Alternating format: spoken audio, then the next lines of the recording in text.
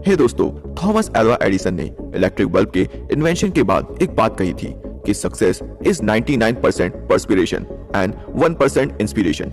And I am sure हम सब ने ये बात सुनी होगी, पर ये थोड़ा सा पुराना पर्सपेक्टिव है और इसका नया वर्जन मुझे कुछ टाइम पहले अरविंद पानी से पता चला। अरविंद पानी रेवरी टेक के फाउंडर हैं। रेवरी टेक एक Indian local language developer company है जिसे 1-2 साल पहले रिलायंस ने 200 करोड़ में खरीद लिया और उनका वर्जन इस परस्पिरेशन और इंस्पिरेशन वाले कोट के बारे में ये था कि success is 99% luck and 1% is your perseverance to get lucky.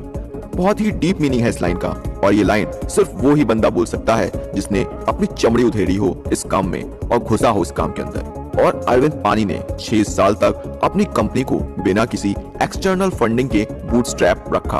और ये बड़ी बात है जब रोज न्यूज पे $1 बिलियन इंडस्ट्री के बारे में आता हो। उन्हें 10 साल लगे अपनी कंपनी को उस मकाम पे लाने के लिए कि रिलायंस जैसी कंपनी उसे खरीद सके। अरविंद पानी उन सब तमाम इंडियन एंटरप्रेन्योर में से हैं जिनकी स्टोरी मेन स्ट्रीम मीडिया में नहीं आती है। मेन स्ट्रीम मीडिया में बस $1 बिलियन स्टार्टअप जैसे पेटीएम, ओला, फ्लिपकार्ट ही रहते हैं। अब इसका मतलब ये नहीं कि ये कंपनीज खराब हैं, बल्कि हम ये बताना चाहते हैं कि इंडिया में इन $1 बिलियन स्टार्टअप के अलावा भी और अच्छी कंपनीज हैं जो सक्सेसफुल हैं। अपने 40 साल तक आते आते कई ऐसे लोग हैं जिन्होंने अपने बूटस्ट्रैप बिजनेस से अपनी लाइफ में फाइनेंशियल फ्रीडम अचीव कर ली है और ये बड़ी चीज होती है। आज हम इसी बारे में बात करेंगे। पैसा बनाओ, पैसा बचाओ। दोस्तों, पिछले एपिसोड में मैंने आपको बताया था कि एक एंटरप्रेन्योर में क्या क्या खूबी होनी चाहिए और आज हम बात करेंगे कि एक सक्सेसफुल स्टार्टअप क्या होता है और क्यों जरूरी है फाइनेंशियल फ्रीडम। तो दोस्तों, according to Wikipedia, financial freedom की डेफिनेशन है कि आप अपने कुछ ऐसे एसेट्स बनाएं जो आपको पैसे बना के दें, जाहिर है आपकी जॉब के अलावा, और वो पैसा इतना हो कि वो आपके एक्सपेंसेस के बराबर हो, आपको किसी पे डिपेंड ना होना पड़े और आप अपने शौक भी पूरे कर सको। आपके डिसीजन कभी भी पैसे की वजह से ना रुकें। आपके पास कुछ ऐसा हो जिससे आपकी एक पैसिव इनकम जनरेट हो सके। अब ये बात सुन के कई लोग एक साइड बिजनेस स्टार्ट करने की सोचेंगे जिसमें इन्वेस्टमेंट कम से कम हो बट रिटर्न ज्यादा से ज्यादा हो।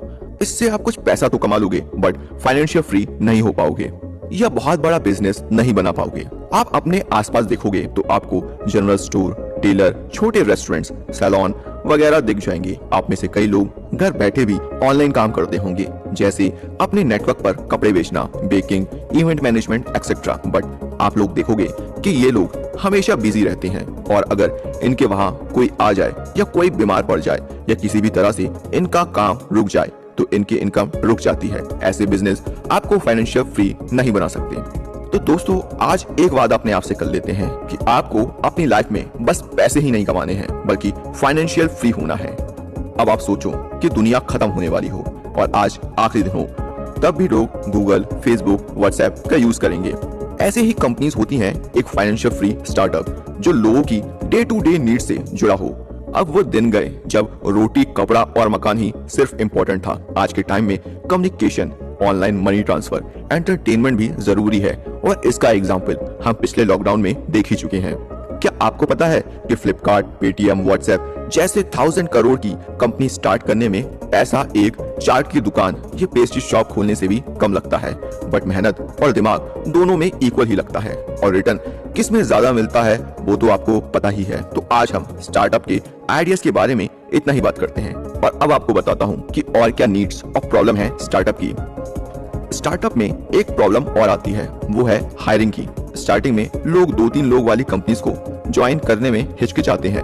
बड़े शहरों में अब ये थोड़ा सॉर्ट आउट है, बट फिर भी थोड़ी दिक्कत होती है। स्टार्टिंग में सेल्स में थोड़ी दिक्कत होती है, बट आपको डिमोटिवेट नहीं होना है। ये सब अप्स एंड डाउन्स चलते रहते हैं। सपोर्ट सिस्टम, लाइफ में कुछ भी करने के लिए एक सपोर्ट सिस्टम होना बहुत जरूरी है। अब चाहे वो फ्रेंड्स हो, पेरेंट्स हो या लाइफ पार्टनर हो। और हाँ, ये सपोर्ट पाने में थोड़ी दिक्कत होती है, specially in case of parents. मैं अपना एग्जांपल ही लूं, जब अपने 7 साल के कॉर्पोरेट कैरियर के बाद मैंने अपने पेरेंट्स को बोला कि I want to follow my passion, मैं पॉडकास्ट बनाना चाहता हूँ, वॉइस ओवर इंडस्ट्री में जाना चाहता हूँ, तो दे डिनाई इट। फिर मैंने अलग तरह से पिच किया कि डैड सोचो, एक चीज है जिसे करने में आपको मजा आता है और उसी चीज को आप अपना काम बना लो तो आपको अपने काम में भी मजा आने लगेगा। काम काम जैसा नहीं लगेगा और लाइफ में क्या चाहिए एक बंदे को। Then my dad was like, मजे के लिए काम कौन करता है, काम काम है और मजा अलग। हमने भी तो सालों साल नौकरी की, किस चीज की कमी रह गई। फिर मैंने समझाया कि कमी हमारे लिए नहीं, आपके लिए हुई, आपकी मेंटल हेल्थ और खुशी में हुई। आपने इतना हार्डवर्क किया, वो भी इसलिए कि हम आराम से रह सकें। अब जब हम आराम से रहकर पैसा कमा सकते हैं, एटलीस्ट ट्रस्ट अस। तब एक दो और सेशन और कुछ और लोगों के समझाने पे ही गेट कन्विंस्ड और मैंने अपना पैशन फॉलो किया। Self doubt. कभी कभी हम लोगों को खुद पे ही सेल्फ डाउट होने लगता है कि क्या ये ठीक है, मैं कोई गलती तो नहीं कर रहा। जब सेल्स नहीं आती तो लगता है कहीं हमारा प्रोडक्ट ज्यादा महंगा तो नहीं, कुछ खराबी तो नहीं। तो डूड, सब्र करो, सब होगा। अब ऐसा तो नहीं है कि दुकान खोली है तो लोग आएंगे ही आएंगे, कोई छोले भटूरे तो बेच नहीं रहे हो। और ऐसा भी नहीं होना चाहिए कि आज सेंचुरी मार ली तो कल से नहीं खेलना है। डिटर्मिनेशन के साथ लगे रहो। अगर आपका पैशन आपका स्टार्टअप है तो बहुत ही अच्छा है। अपने आसपास के चीजों और मार्केट की अवेयरनेस भी बहुत जरूरी है। कभी भी अर्ली आउटकम के पीछे मत पड़ो, गिव इट सम टाइम।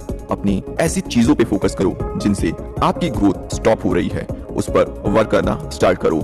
5 से 10 साल का गोल लेके चलो। कभी कभी हमें स्टार्टअप की स्टार्टिंग में अपने कई एक्सपेंसेस कट डाउन करने पड़ते हैं। ऐसा करो, बट उनको एकदम जीरो मत करो, थोड़ा कम कर दो। सपोज आपको बाहर खाना पसंद है और आप वीकली बाहर खाते हो तो उसे अल्टरनेट वीक्स पे कर दो, बट एकदम बंद मत करो क्योंकि वो आपकी खुशी से जुड़ा है। अगर आप खुश नहीं रहोगे तो काम भी ठीक से नहीं होगा। प्लानिंग करो इन टर्म ऑफ इन्वेस्टमेंट। अपनी फर्स्ट सैलरी से कई लोग इसमें बहुत लेट कर देते हैं, तो ऐसे ही धीरे धीरे अपने सपने साकार करें। वैसे फाइनेंशियल फ्रीडम के लिए कई और इन्वेस्टमेंट प्लान्स हैं, जैसे mutual fund investment, stock market, gold investment, real estate और कई सारे, जिनके बारे में आने वाले एपिसोड में